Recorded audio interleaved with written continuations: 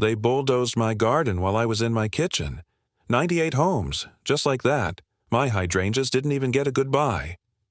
I stared at the chaos, the smell of fresh dirt and diesel hanging in the air, and felt my blood turn to molten fury. The neighborhood had gone quiet, like even the birds knew something illegal was happening. I could hear the rhythmic crunch of tires over freshly compacted soil, and the low hum of machinery became the soundtrack of my personal nightmare. All around me, perfect beige houses with identical green shutters were rising like weeds. I wanted to scream, to cry, to call every city official I could think of.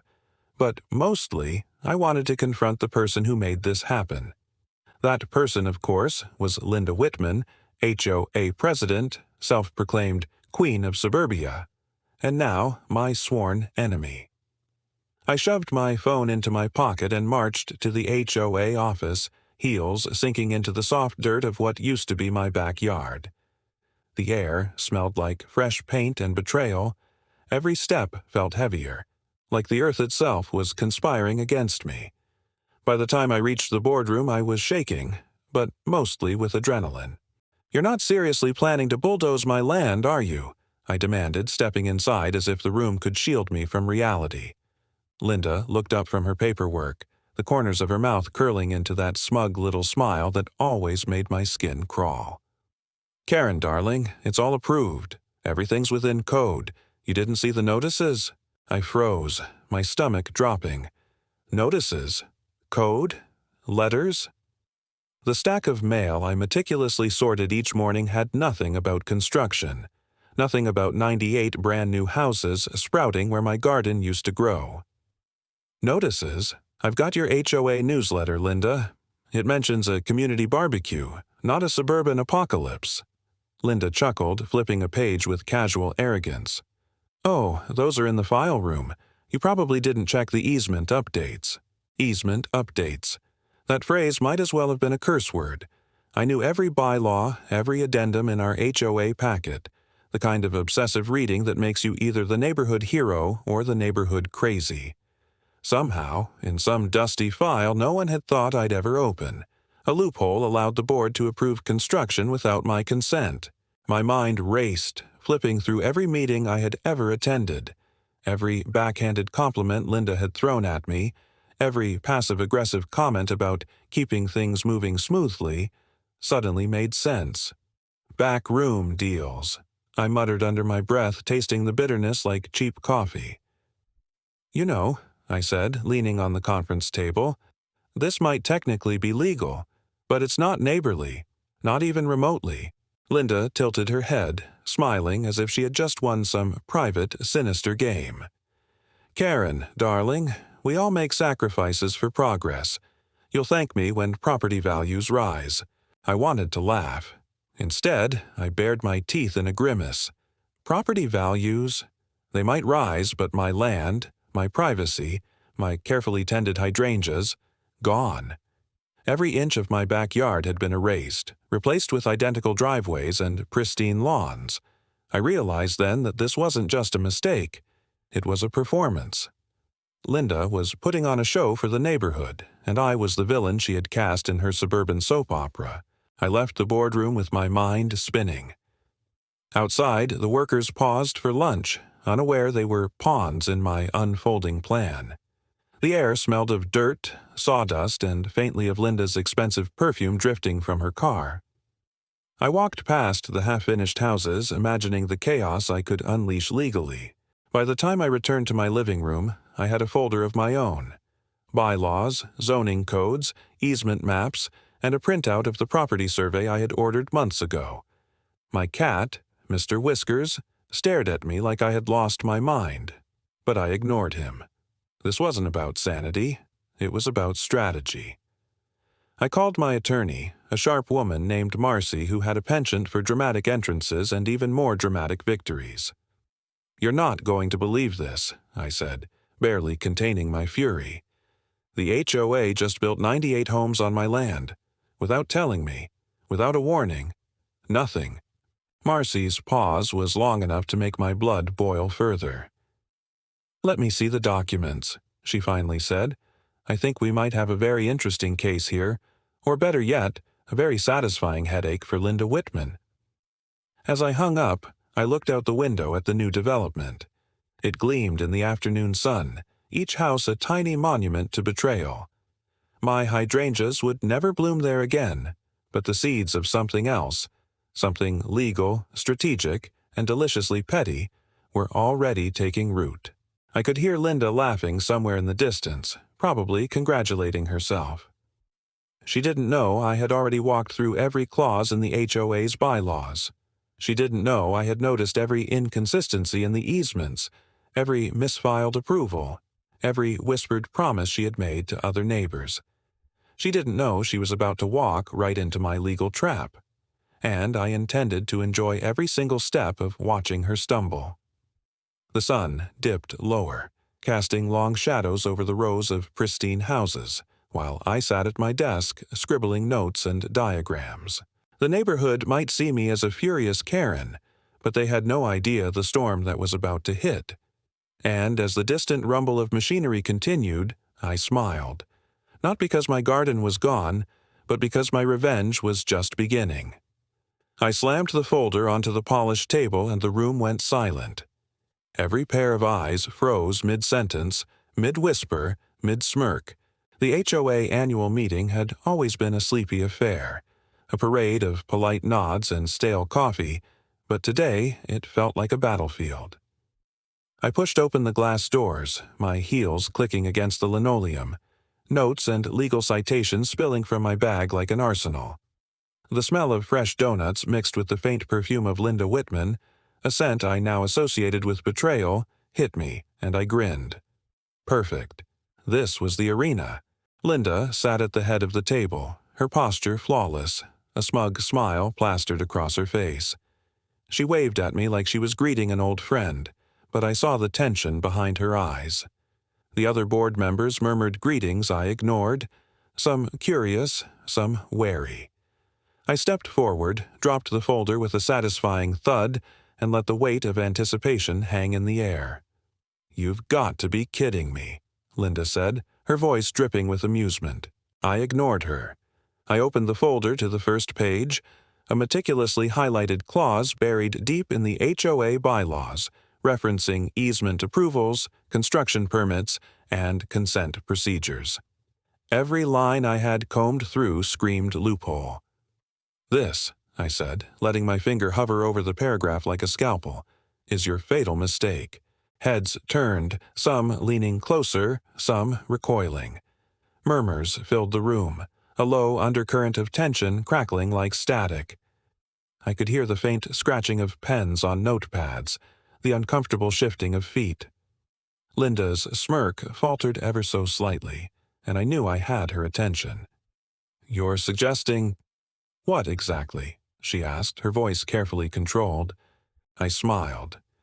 "I'm suggesting that the construction project, 98 homes rising on my property, may not be entirely compliant. Not because I'm angry, though I am, but because the HOA failed to secure proper consent for easement modifications. Every document, every signature, every notice that's supposed to exist.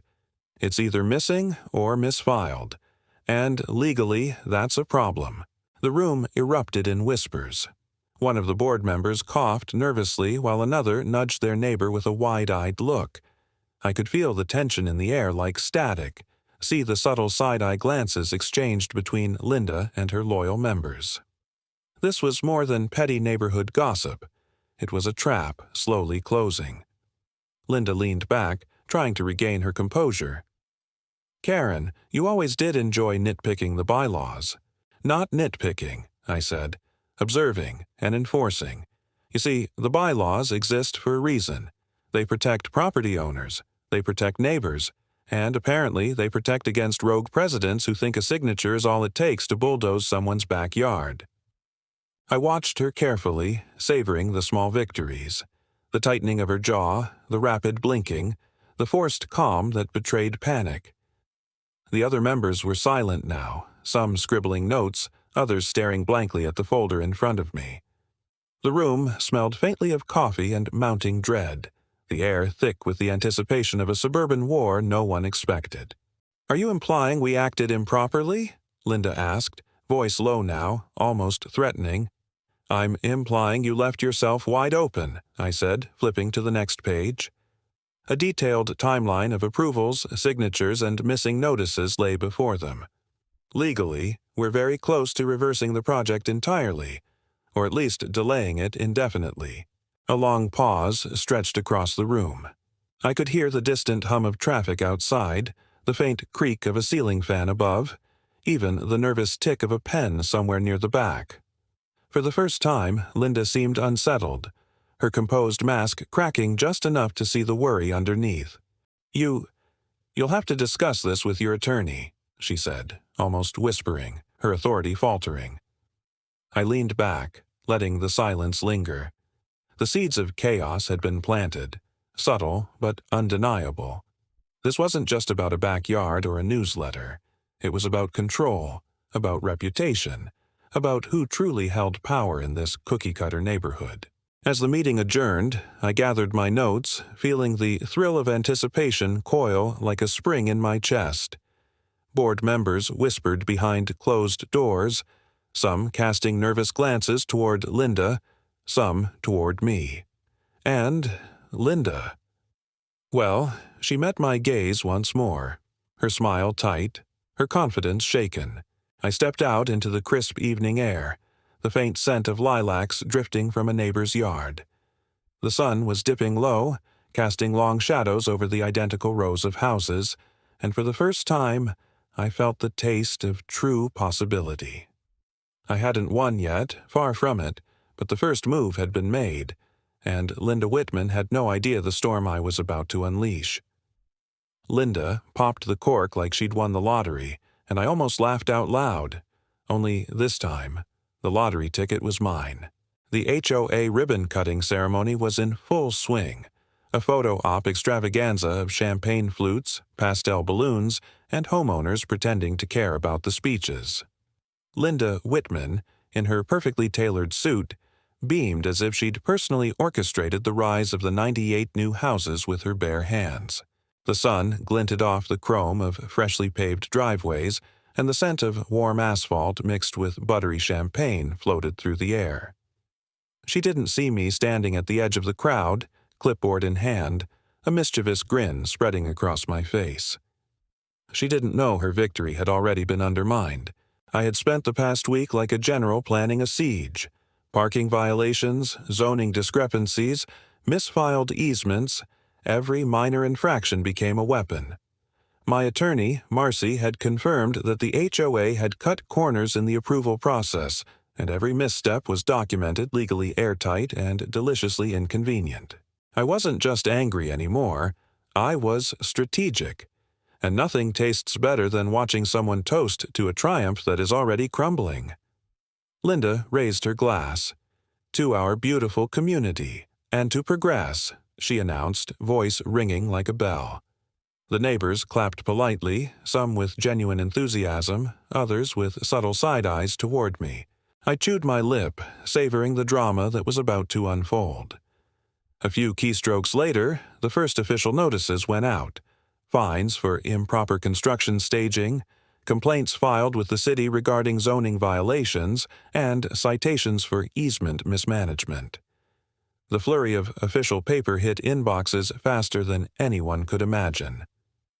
"Karen, what is this?" Linda's voice cut through the crowd, icy now, her champagne glass trembling in her hand. She approached, forcing a smile that didn't reach her eyes. "I call it accountability," I said, flipping through the documents like a magician revealing her final trick. Turns out the HOA skipped several crucial steps during construction approval. The city agrees with me. Parking permits for contractor vehicles were never issued. Easements weren't signed correctly. And, oh yes, several homes may need immediate compliance reviews. The neighborhood buzzed. Some gasped audibly, others murmured encouragement, and a few laughed outright, reveling in the spectacle. Linda's confident posture faltered as she read the notices I handed to her assistant. Her hands shook slightly, and the carefully controlled smile finally cracked. "You can't," she began, voice rising but brittle. "This is ridiculous." I raised a finger, savoring the tension. "I can, and I did, legally. Step by step, letter by letter, just like the bylaws intended. You celebrated your victory without reading the fine print, Linda. And now, well, it's costing you." The whispers turned to murmurs, and murmurs edged toward a cacophony of suburban intrigue. I noticed the neighbors exchanging glances, some delighted, some horrified, and a few already dialing city offices to verify the claims. The tension wasn't just between me and Linda. It was radiating outward, contaminating the carefully polished surface of the HOA's supposed perfection. Linda's face was pale now, her perfume mingling with the faint odor of sweat and panic. She adjusted her jacket, trying to reclaim composure, but it was too late. Every misstep she had made over the past months was now documented, official, and public. I could see her calculating, realizing that every signature she had signed without proper consent, every backroom agreement, every ignored notice, had all become ammunition. You can't just—" she sputtered, but her voice faltered under the weight of evidence. "Oh, I can," I said, stepping closer, voice calm, measured, yet dripping with satisfaction. "And I did. You see, Linda, the HOA exists to protect homeowners, not to bulldoze them into submission. Today, the bylaws speak louder than any celebration." I watched as she dropped her gaze to the notices, her shoulders slumping. The champagne glinted in the sunlight, now seeming ironic rather than celebratory. The crowd's energy shifted, half cheering me silently, half watching in stunned disbelief as the queen of the HOA hierarchy realized she was ensnared in a legal trap of her own making. I let the moment linger, savoring the small victory. Not a single word was wasted. Every glance, every whisper, every subtle gasp fed the tension. I could almost hear the gears turning in Linda's mind, calculating damage control, realizing she had underestimated me at every turn. As I backed away toward the edge of the ceremony, I felt the neighborhood's eyes on me. Some nodded in quiet admiration, others scowled at the disruption, but all were aware that something had shifted. I had turned the tables, flipped the script, and claimed my position as the arbiter of petty, precise, and satisfying suburban justice. The ribbon fluttered in the breeze, the rows of houses gleaming in the late afternoon sun, and Linda's face remained frozen in disbelief. The crowd slowly dispersed, leaving a quiet tension that hummed like electricity in the air. I had won the first round, but in a neighborhood built on fragile egos and endless rules, the game was far from over. And as I walked away, clipboard under my arm, I smiled. Linda Whitman may have thought she was celebrating a victory, but the trap had been sprung, and the neighborhood would never look at her, or me, the same way again.